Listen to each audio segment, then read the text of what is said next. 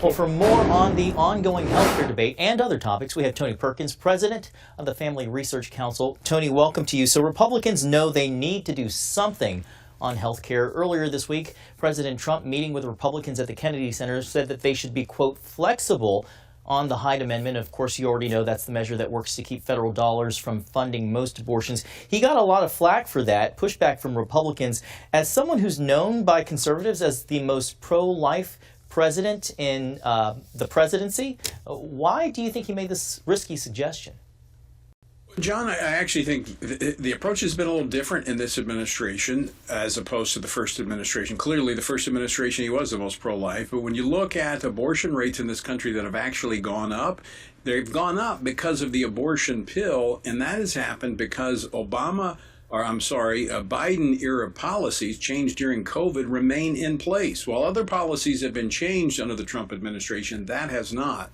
And we have about 70% of abortions being performed through the abortion pill that's being mailed into pro-life states. In fact, we've had 2 Republican-led states have filed suit against the FDA over the abortion pill.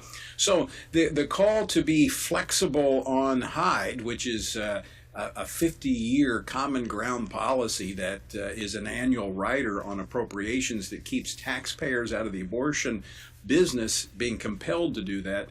I think this is a red line. And I think you saw the pushback from Republicans. The speaker pushed back on it. I think you're going to see increasing pushback on this because this is something that 2/3 of Americans agree with, or Republicans agree with, that they should not be forced to fund abortion. And 57% of Americans overall support this concept of keeping them out of funding someone else's abortion. Right. So a no-go with so many Republicans and American families, but with so many Republicans acknowledging the pain of American families dealing with the skyrocketing cost of health care, skyrocketing premiums going up. What is a potential solution for the GOP when it comes to those Obamacare subsidies?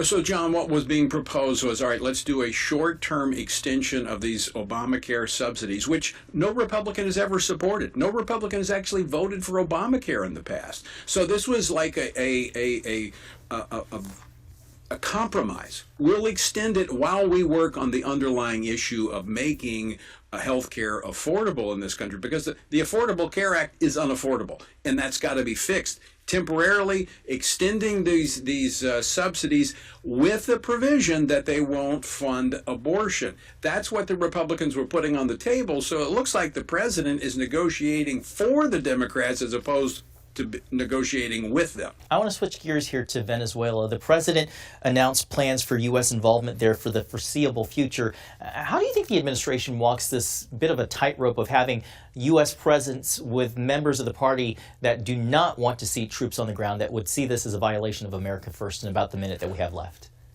Well, John, I think that vote in the Senate today is the kind of the checkmate there, is that right now that's not going to go forward in the House. However, you do have a handful of House members that have expressed concern about the aggressive use of the military and needing congressional approval.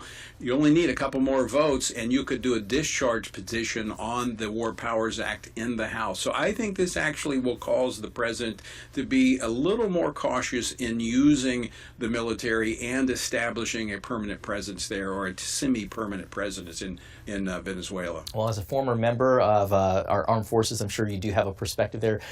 Tony Perkins with the Family Research Council, we always appreciate your time. Thank you so much for being here tonight.